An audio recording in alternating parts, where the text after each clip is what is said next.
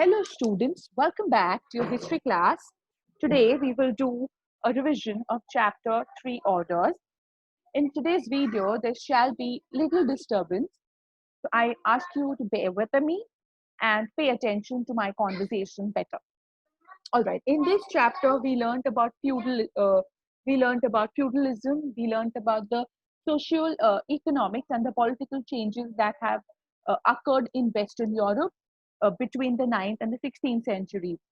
Also, after the fall of the Roman Empire, many groups of German people from Eastern and Central Europe, they occupied regions of Italy, Spain, and France.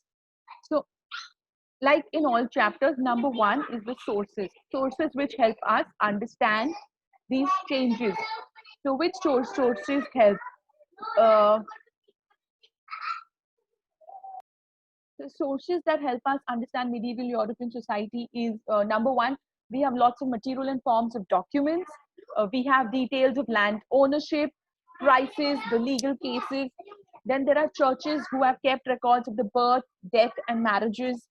Also, the churches have inscriptions, and this inscription is giving us information about the traders' associations, songs, stories, and they give a sense of festivals and community activities. So we get a idea of it, and all these help us to understand the economic and the social life. Now, in this chapter, we learned about the three orders. Basically, it is the three social categories: the Christian priests, the land owning nobles, and the peasants. And then we saw the changing relationship between these groups, which was a very important factor in shaping the European history for several centuries. So, what was the condition of Europe before feudalism? Now, there were some socio-political changes that occurred in Europe, and after the decline, like I have told you, the Germanic groups of Eastern and Central Europe captured areas of Italy, Spain, and France. Now, since there was not one single political power, there were regular military clashes in order to gather resources to continue the hold on land. Basically, there was no one single political power. So that's why there was continuous fight. There was military clash. Okay, and because of this, they used to fight to gather resources to basically to have more power to own a land. Then there were social institutions which revolved around the control of the land. Christianity was the religion of land, and it was spread in almost most of Europe. The church was not only a religious institution, but it was also a political power. The church was a major land holder in Europe. So basically, church used to also have lots of political power. Then we learned about Marc Bloch. Now, Marc Bloch was one of the earliest scholars of France, and he worked on the concept of feudalism. So he argued that history is not about political history, but history also includes international relations and lives of great people. He stressed on the importance of geography in determining human history and the requirements to realize and collective activities or approaches of groups of people. His book, Feudal Society, talks about the European society between 900 and 1300 AD, especially of France. It had a significant detailed social relations and hierarchies and land-related affairs and cultural achievements of that particular period. And his career was cut short tragically when he was shot by the Nazis in the Second World War. So you should know about Marc Bloch also. Now, there was a term which is called medieval era, and this medieval era refers to the period in European history between the 5th and the 15th century. Now we know there were three orders. The first one was clergy, the second one is nobility, the third one is peasants. So what do we know about the first order? Number one, the first order, the Christians of Europe, they were directed by the bishop and the clerics of the church. They made the first order of the feudal society. Now, above the bishops and the clerics was the head of the Western Church, the Pope, who lived in Rome. and the Catholic Church was the most dominant body, and it did not depend on the king. The church had its own laws, its own land granted by the king, and they collected taxes of their own. Remember, the church had its own laws, and the church also owned the land which was granted to them by the king, and the church also collected taxes of their own. All villages had churches, and people gathered on Sunday to pray and listen to the sermons of the priests. Men who became priests could not marry. Serfs, the physically challenged, and the women could not become a priest. I repeat, the men who became priests could not marry, and the serfs and the physically challenged and the women could not become a priest. The bishops were the nobles in the religious field. So basically, the clergy, they owned land like the lords, and they had vast estates, and they lived in grand palaces. The church collected 1/10 of share from the peasants produced every year, which was called tithe. That means whatever the peasants produced, they had to give 1/10 of it every year to the clergy. The church also got money in the form of donations by the rich for their own and the relatives' welfare in the afterlife. Several rites and rituals of feudal nobles were copied by the church to increase its influence. The act of kneeling while praying with hands clasped and head bowed was identical to the knight's act to take a vow before the Lord. The term Lord for God was also a depth from the feudal custom. The second order is the nobles. Nobility. Now, what did the nobilities do? Now, the nobilities, they possessed a central role in the social processes. They had control over the land, which was result of old custom known as vassalage. The nobles of kings were big landholders, and they used to be vassals of the king, whereas the peasants were the vassals to the landowners. So in France, the rulers were linked to vassalage. Similarly, Franks of Gaul also followed the same tradition. In that tradition, a noble accepted the king as his lord in all matters, and the king had to give a mutual assurance that he would protect the vassal. Under that link, both and the nobles had to make vows with the Bible in the church. The vassals received a written charter, or a written record, or a staff, or a clod of earth, which was a symbol of the land that was granted by his lord. The nobles enjoyed lots of privileges. They had judicial powers, and they even had the right to issue coin. They also had the power to raise their army, which was known as feudal levy. A noble was a lord of each and every person settled on his land.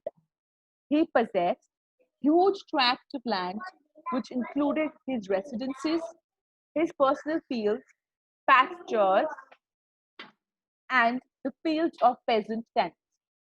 The house of the noble was known as a manor, and the peasants cultivated their fields, also worked as cultivators on his fields, and as foot soldiers in the times of the military need. So this was about the second order, that's the nobility. And we know that the nobility, they lived in houses which were grand and huge, and these were called the manorial estates, which we will do a little later. Now we'll go to the third order. The third order is the peasant.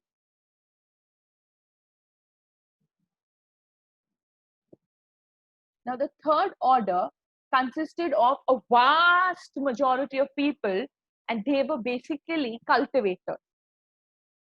Now, there were two categories of cultivators: free peasants and serfs. The free peasants were those who had their own lands, but they had to work as tenants of the land. They had to give military service for at least 40 days in a year, and they had to work on the Lord's field for 3 days generally in a week or in the form of labor rent. Together with this, they had to provide unpaid services for works like digging ditches, gathering firewood, building fences, and maintaining roads and buildings. Women and children had to do several tasks together with work on fields like spinning, threading, weaving, cloth making, candles, preparing wine from grapes, etc. The free peasants, they had to pay a tax called tael to the king, from which clergy and nobles were exempted. We've spoken about this. So basically, the free peasants, they had to pay a tax to the king, and clergy and nobles did not have to pay any tax to the king. The serfs, they tilled the land of Lord. Most part of the produce was submitted to the Lord. They had to work on the lands of the Lord without wages. So there were three, okay? There were peasants who were free and unfree, and there were serfs. The serfs were the unfree ones. So they had to work on the land of the Lord, and most part of the produce that they made also had to be submitted to the Lord. They had to work on the land of lords, in that also without wages.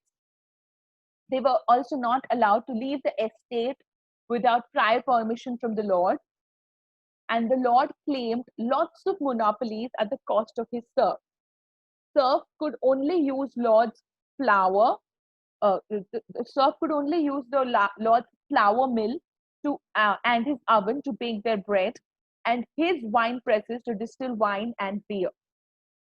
The Lord would decide whom the serf should marry, and also have the blessing, to serf's choice.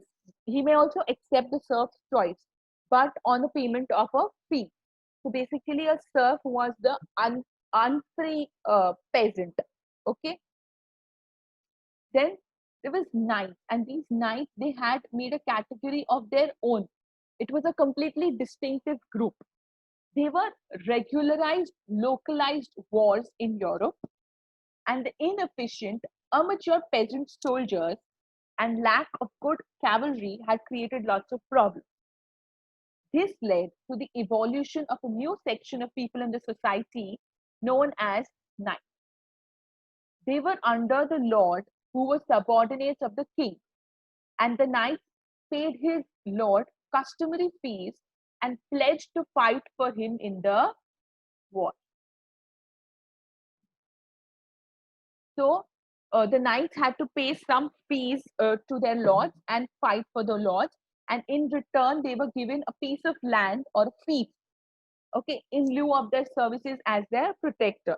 And the fief of the knight was also hereditary. So that land that the knight would get was hereditary, and this land was not a small piece of land. It was anything from 1,000 acres to 2,000 acres, or even more sometimes. So a knight's land or a knight's fief consisted of a house for him and his family, church, uh, and also water mills, wine presses, flour mill. Everything was included in that land that the knight got. So the peasants, they cultivated the land of the knight, and in exchange, the knight paid his lord a regular fee and promised to fight a war for the lord. And the knight could serve more than one lord, but he remained loyal only and only to his own lord. Okay, so these were the knights. Now let's talk about the manorial estate. Now the manorial estate is basically a house which was known as a manor, a house of the lord, which is known as a manor house in the feudal society. He would control peasants' villages uh, uh, in the manorial estates, either in small number containing few dozens of houses, or in large number, that is around 50 to 60 houses of peasants, depending on how many of these peasants are having their houses on his land. The manorial estates were self-sufficient economic centers. Each and every requirement of daily life was fulfilled in these estates. The grains were grown in the field, blacksmiths and carpenters, they maintained the lodge equipment, and they refurnished the ornaments, whereas the stonemasons managed the building. The women prepared fabric and the children worked in Lord's wine presses. The estates consisted of woodlands and forests where the Lord did hunting. The estates also contained pastures. The church was a part of the estate and castle and was therefore for defense where the knights lived. In England, the castles were developed as centers of administration and military strength under the feudal system. So you should know about the manorial estate. Moving on to cathedrals and towns. Now, the large churches were called cathedrals, and 12th century onwards, cathedrals were being built in France. These cathedrals, they belonged to monasteries. Different people contributed to the construction with their own labor, material, money, etc. So a cathedral was made of stone and it took several years to complete it. The area around the cathedral became very popular and became centers of pilgrimages. These cathedrals, they became centers of pilgrimages, and so the area around them became very popular. Small towns, they started to develop around them. Cathedrals were designed in a way so that the voice of the priest could reach all the people who were assembled in the hall. Singing sound of monks and the chiming bell reached greater distance as a call for prayer. The stained glass was used for windows of the cathedral. These glasses, during the daytime, made the cathedrals radiant for the people who were inside and during the night. The light of the candles made them visible for the people outside. The stained glass narrated the stories in the Bible through pictures so that the illiterates could also understand the stories. Now, this is very important. Why was the stained glass used for the windows? So that during daytime, these glasses made the cathedral very radiant during the daytime for the people who were inside. And during the night, there were candles which were, burnt around them. And the light of these candles made the people outside see the stained glass. And this stained glass, they had stories of the Bible on them, and it also the illiterates could understand these stories through the illustration. All right. Now, talking about the relationship between the church and the society. All right. Now, Christianity entered Europe and influenced most of the people, but they did not forget the old beliefs in magic and folk traditions. Christmas and Easter became important dates from the 4th century. They replaced the old pre-Roman festivals which were based on solar calendar. The Easter day marked the crucifixion of church and his rebirth from the dead, and it was celebrated of it was and it celebrates and it was replaced of the old festival based on the lunar calendar.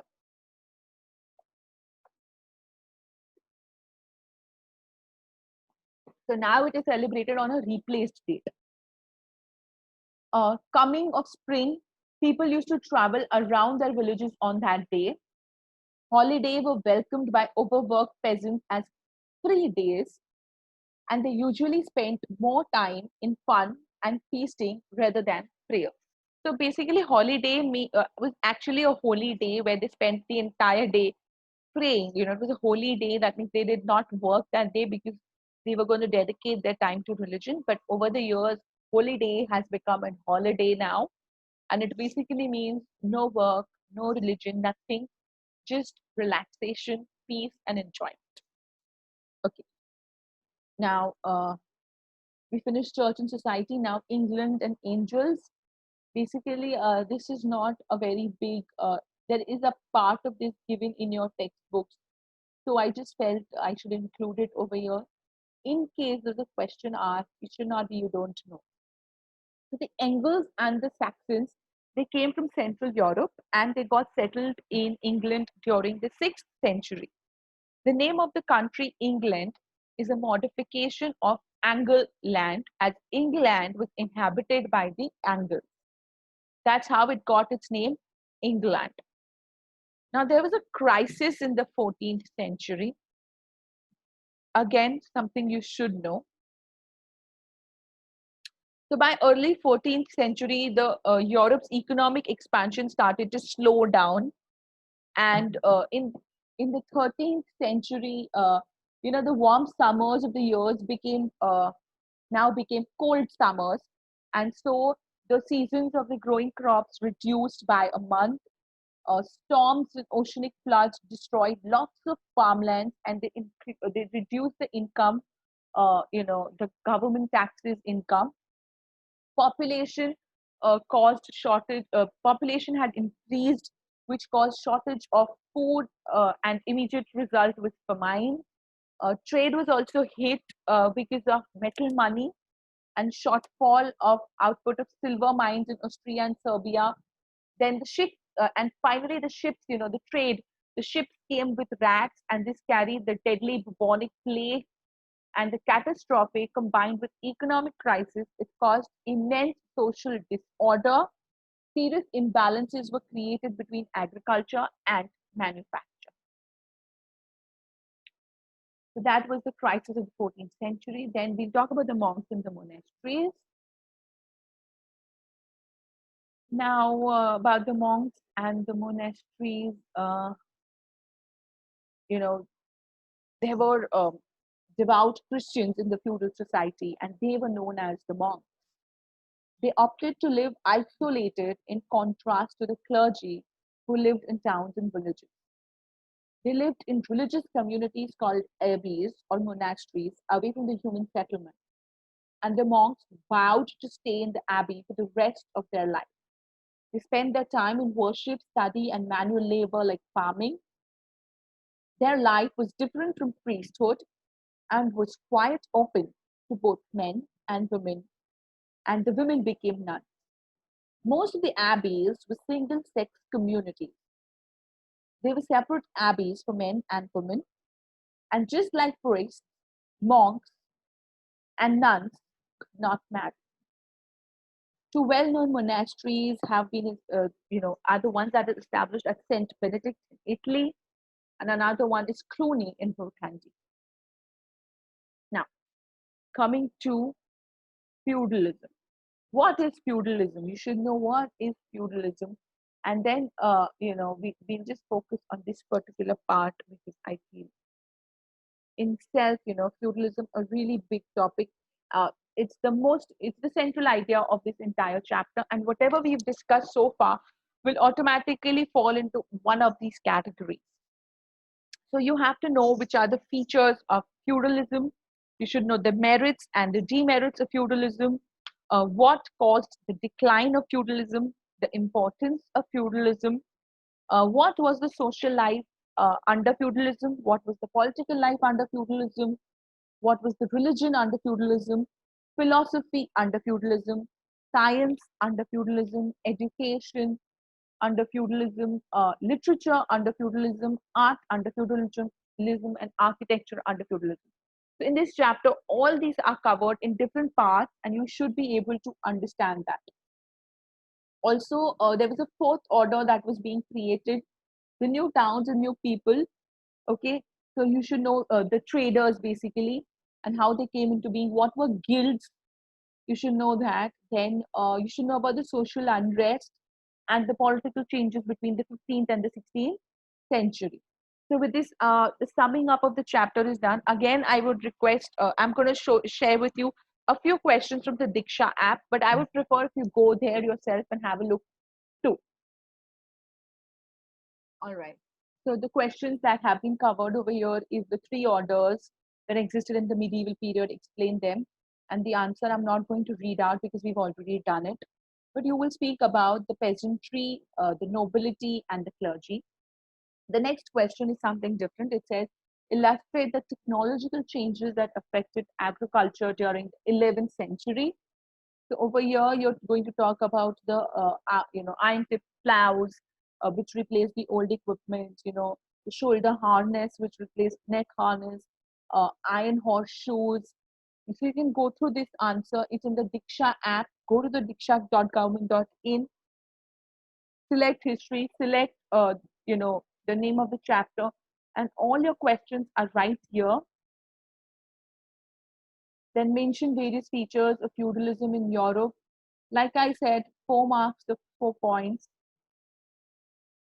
By the 4th century, Europe's economic expansion slowed down. In context to this statement, enumerates various crises of the 14th century. Just we discussed it right now. And then, yes, I want you to answer this question, okay? House of Lords and House of Commons are part of the parliament of this country. Which country are we talking about?